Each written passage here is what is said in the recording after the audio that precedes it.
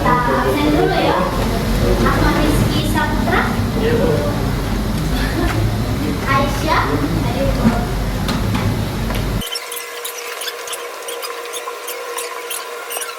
Zahra. Ada yang belum dipanggil? Sudah ya. Sekarang kalian pejamkan mata dulu. Lepaskan dulu apa yang kalian pegang. Yang kalian pegang taruh dulu. Kalian pejamkan mata kalian. Oke. Setelah itu kalian tarik nafas dulu ya. Rata, hembuskan. Oke. Sekarang fokus dulu kita. Nah, jadi kalau misal kalian tidak usah di rumah, di sekolah saya, di kelas. Kalau misalnya ada masalah, apa yang bakal kalian lakukan? Diskusi. Terus apa lagi? Kasih pendapat, betul. Apa lagi nak? Mencari jalan keluar, betul. Minggu lalu kita kan sudah belajar tentang perumusan Pancasila oleh para tokoh-tokoh, kan? Masih ingat saya boleh? Boleh. Apa namanya? Panggilannya Ade. Oke Ade, boleh berdiri? Iya, saya boleh. Tokoh pertama yaitu Insinyur Soekarno, tokoh kedua adalah Sukomo, ketiga Muhammad Hatta, keempat Muhammad Yamin. Oke, beri tepuk tangan dulu. Sekarang, ayo kita sama-sama menyanyikan lagu Ganda Pancasila. Ganda Pancasila, akulah pendukungmu. Ayo proklamasi, sedia berkorban untukmu. Pancasila dasar negara, rakyat adil maupun sentosa, terima di bangsaku. Ayo maju, maju, ayo maju, maju, ayo maju, maju. Oke, tujuan pembelajaran kita hari ini itu adalah kalian bisa mencari solusi terkait dengan permasalahan sila pertama Pancasila pada Piagam Jakarta.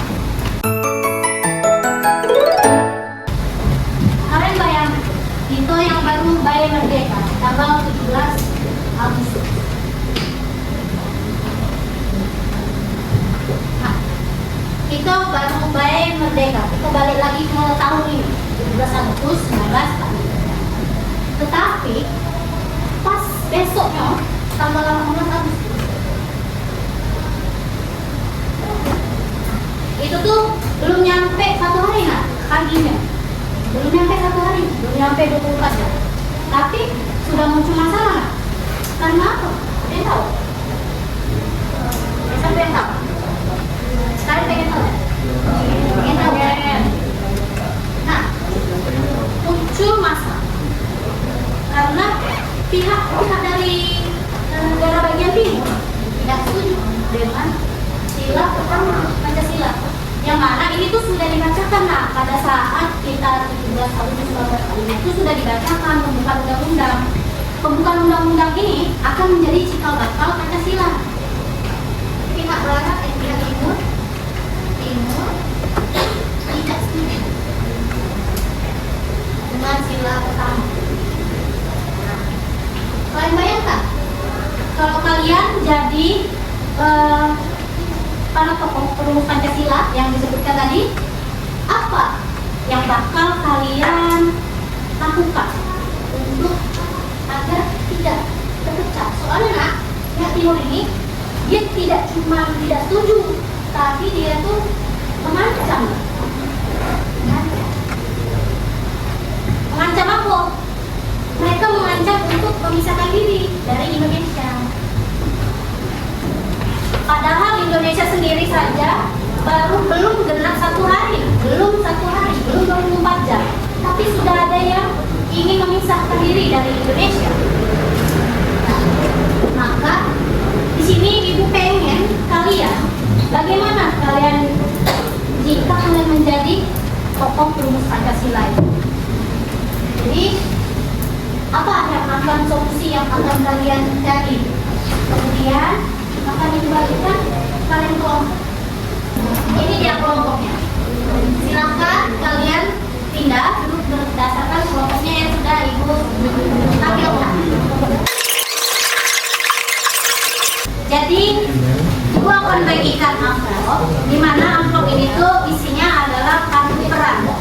Nah, di dalam kartu peran ini itu sudah ada tiga pendapat, 3 argumen yang silahkan kalian pilih argumen mana yang paling tepat, yang mana yang paling kuat yang bagi kelompok kalian itu.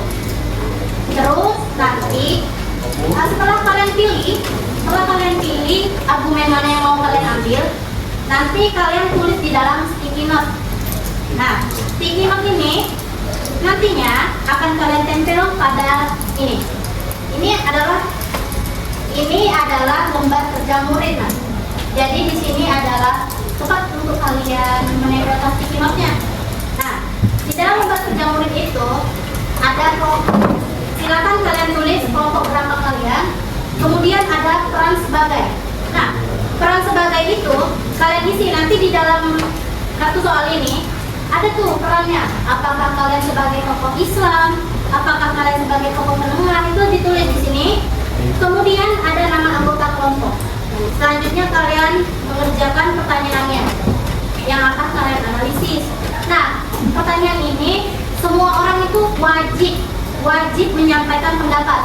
Kemudian habis itu kita akan melakukan presentasi kelompok. Ada yang masih belum dipahami?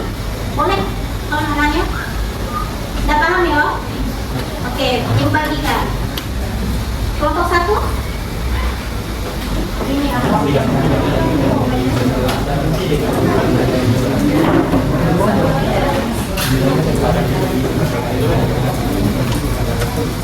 Sesi berasal kita mulai.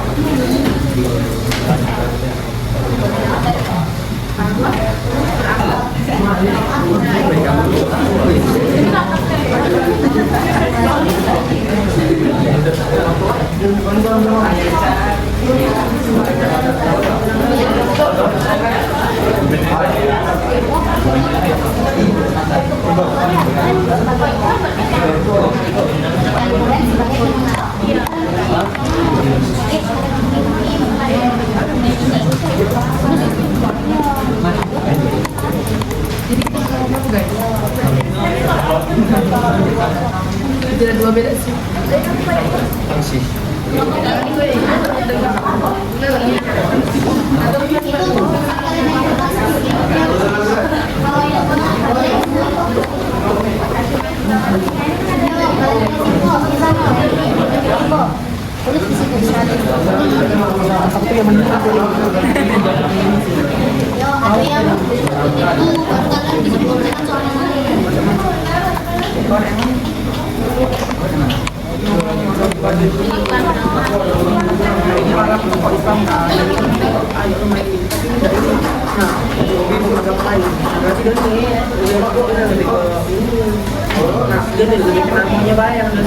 Kalau punya video sendiri juga boleh kan?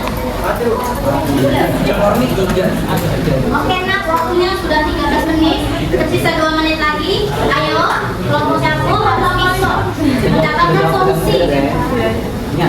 Kalian bayangkan Indonesia bubar dalam waktu 15 menit. Jadi kalian harus pikir bagaimana solusinya.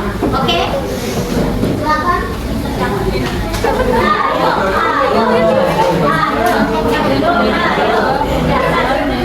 Pokoknya 1 menit nyampe.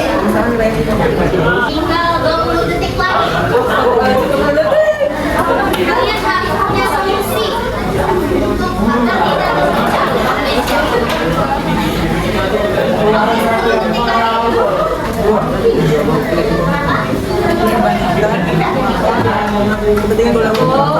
Oke, waktu habis semuanya dilengkap. Untuk yang hari ini akan tampil akan kita undi nak.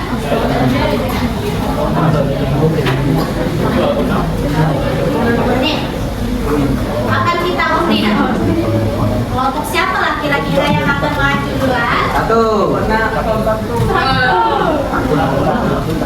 Ya, kita undi doa. Kelompok siapa ya? Ini go. Kelompok tiga.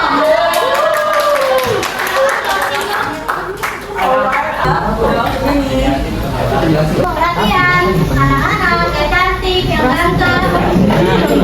Silakan keluarkan catatan kalian. Ya, kelompok yang lain semuanya mengeluarkan buku catatan. Oke, silakan kalian simak. Nah, kalian simak apa yang disampaikan oleh kelompok tiga.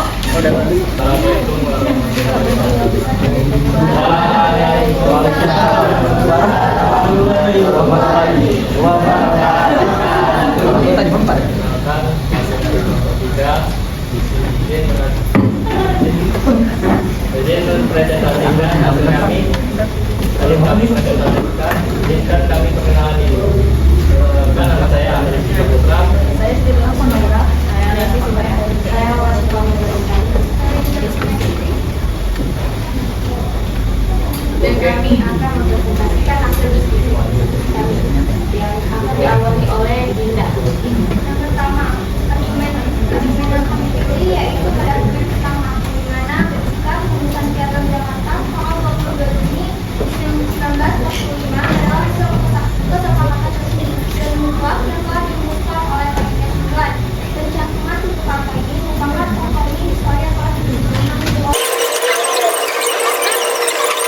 Pencantuman tujuh kata merupakan kompromi historis yang telah disetujui oleh para tokoh bangsa maupun Islam. Mengubahnya begitu saja secara sepihak dalam hitungan jam tentu mencederai komitmen kesepakatan awal yang telah kita bangun bersama. Jadi ada yang ingin bertanya? Saya ingin bertanya. Apa namanya? Saya adalah Muhammad Ahmad dari kelompok 5. Izin bertanya, bagaimana jika ada masyarakat yang tidak setuju dengan kesepakatan tersebut dan dengan pendapat tersebut bahwa yang telah dibuat tidak bisa diubah? Lalu bagaimana cara mengatasi masyarakat yang marah atau bahkan murka jika tidak ada keadilan dalam itu? Ada lagi? Lagi Bu. Sebelumnya perkenalkan saya Muhammad Ardiansyah dari kelompok 6. Saya ingin bertanya sebagai kalian kan sebagai perannya itu golongan Islam. Nah, dari kesepakatan awal itu kan ditetapkan bahwa melaksanakan kayak yang 7 kata itu kan pada kata pertama itu kan dominan kepada kelompok golongan Islam. Nah, kalau misalnya dari awal itu dominan dari kelompok Islam, itu mengapa tidak didiskusikan kembali? Karena kan Islam sebagai agama yang tidak memaksakan kehendak kepada orang lain. Dunia, terima kasih.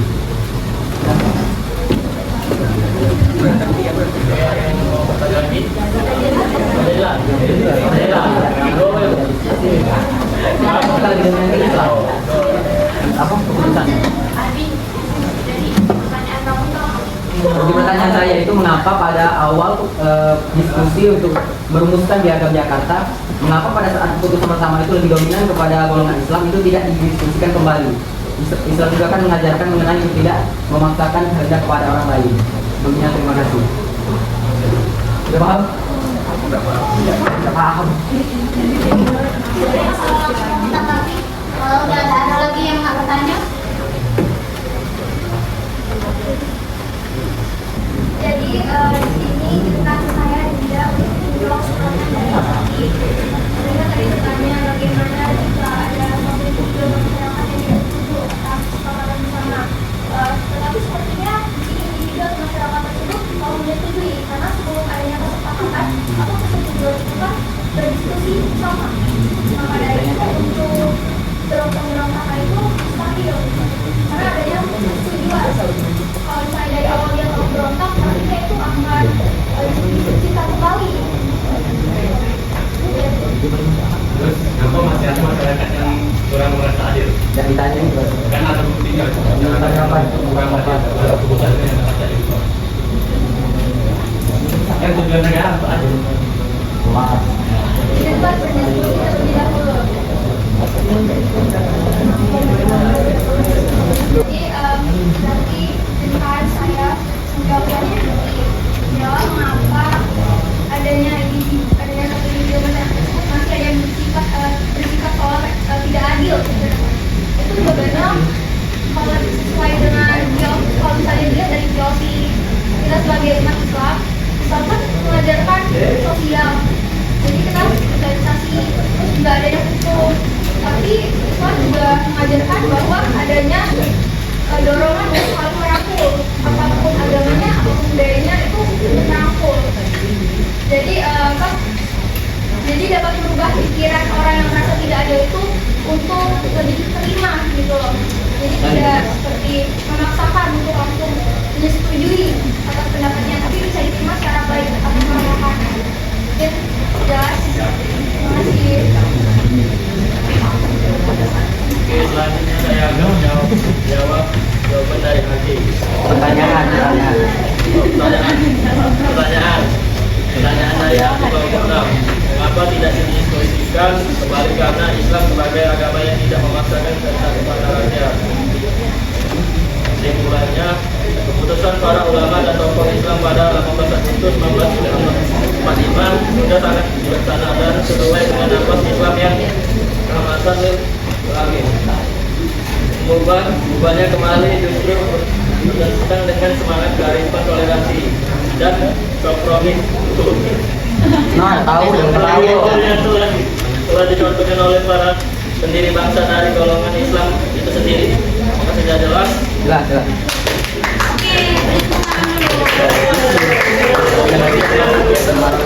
Oke, saya akhiri. Assalamualaikum warahmatullahi wabarakatuh. Waalaikumsalam.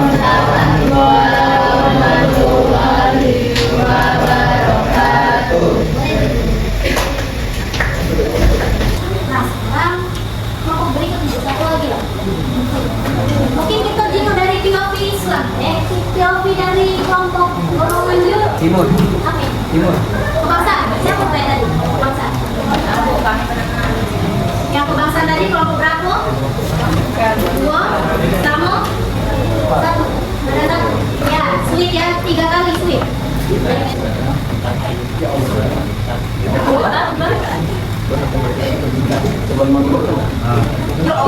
Maju.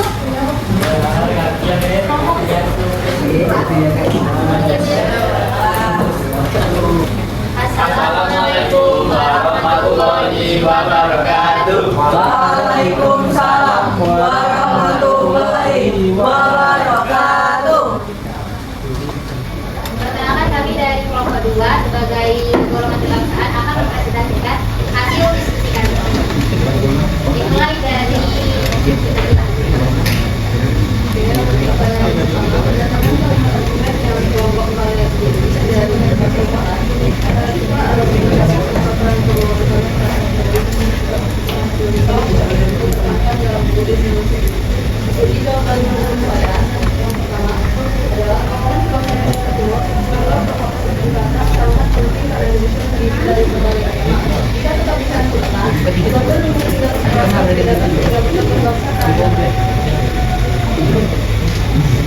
nomor 2 yaitu telah ada dampak buruk yang akan terjadi terhadap hubungan NKRI pada 18 Agustus 1945 jika golongan kebangsaan dan golongan Islam saat itu sama-sama bersikeras pada ibunya dan menolak untuk kompromi. Menurut hasil diskusi kami, dampak buruk yang akan terjadi yaitu golongan kebangsaan akan memisahkan atau memilih dirinya untuk berpisah dan berdiri di luar Republik Indonesia dan wilayah Indonesia akan menjadi berbeda.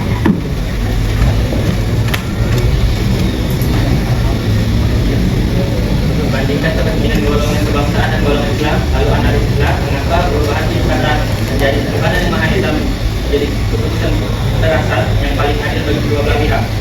Jawaban dari kami adalah golongan Islam ingin syariat Islam dimasukkan dalam dasar negara, sedangkan golongan kebangsaan ingin dasar negara yang bisa diterima oleh semua rakyat. Karena itu kalimat berubah menjadi ketuhanan yang Maha Esa agar semua agama dihormati dan tidak merasa dikucilkan.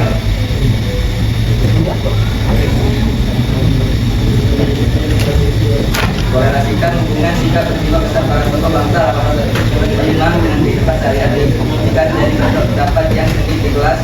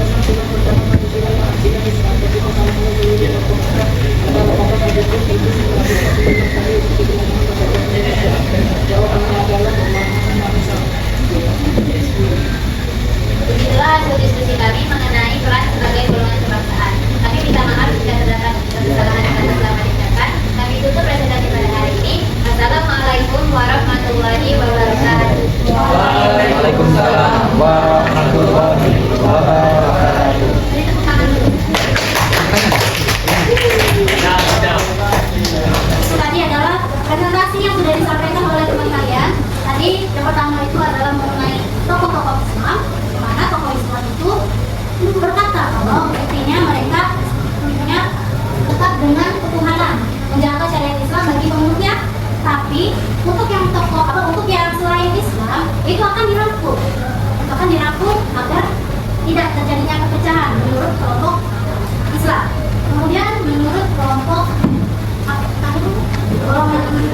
kebangsaan. Nah, menurut kelompok kebangsaan, nah mereka ingin agar supaya sila pertama Pancasila itu tidak lagi dengan embel-embel kata syariat Islam, supaya menghormati agama-agama lain yang ada di Indonesia dan supaya tidak terjadinya ketidakadilan dalam kehidupan atau rasisme.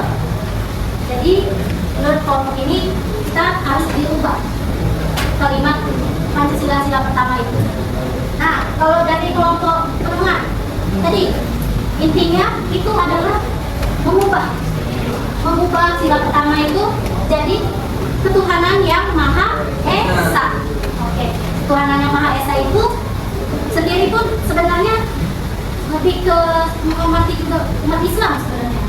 Walaupun dirubah, itu pun juga sudah mempresentasikan orang-orang Islam, yang dimana kita dalam agama Islam adalah mengenal konsep Tuhan yang satu atau Esa. Itu sudah menggambarkan umat Islam, tetapi itu tidak menyinggung yang non-Islam karena sudah tidak ada kalimat syariat Islamnya. Paham? Oke.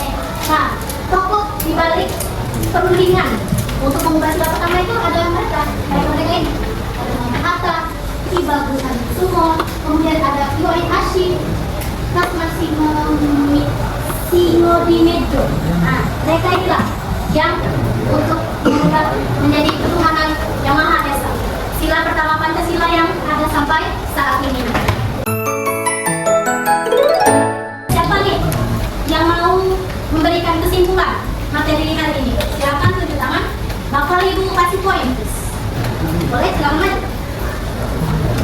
Boleh menurut kesimpulan sendiri kalau kesimpulannya, Pancasila lahir dari semangat perjuangan para pendiri bangsa dan jiwa besar para pendiri bangsa yang mengutamakan persatuan di atas kepentingan kelompok yang menjadi dasar serta pedoman hidup bagi seluruh rakyat Indonesia.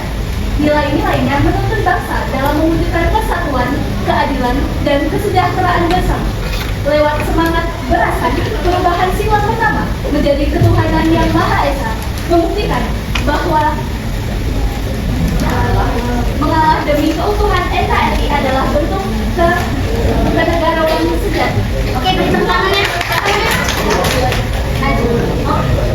Berikan tepuk tangan untuk Najwa. Jadi walaupun tokoh Islam akhirnya mereka kayak mengalah, tapi bukan berarti mereka kalah, nak. Karena yang penting itu adalah agar Indonesia tidak terpecah, tidak berubah. Karena apa kata dunia, nak? Negara yang baru 1 hari merdeka sudah bubar, apa kata dunia? Nah, kemudian yang dapat kita petik dari para semangat pejuang-pejuang jadi bangsa kita itu adalah kita. Yang pertama, harus selalu mengutamakan kompromi atau berdiskusi atau membicarakan sesuatu. Jangan cuma kalian pendam sendiri atau jangan tiba-tiba kalian marah atau mengamuk atau membuat hal-hal yang tidak aman.